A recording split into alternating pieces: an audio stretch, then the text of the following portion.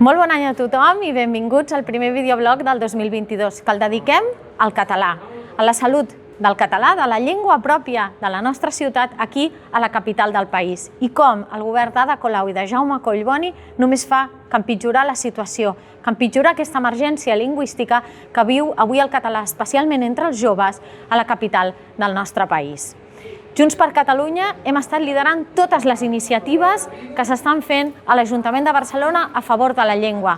Som l'antítesi d'una alcaldessa que considera que els temes de la llengua són un rotllo. No crec que ens mereixem aquest menysteniment.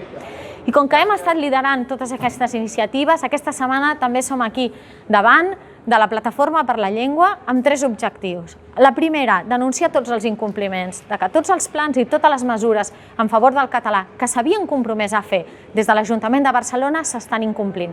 Totes, sistemàticament.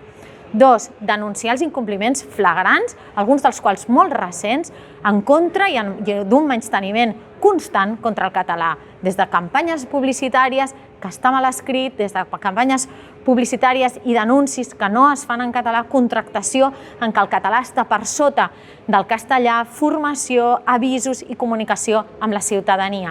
I tercer objectiu, presentem un decàleg en el que expliquem com veiem nosaltres que ha de ser una institució, i en aquest cas l'Ajuntament de Barcelona, que realment vetlli per la salut i el futur del català, que és cosa de tots, però també ho és des de les institucions.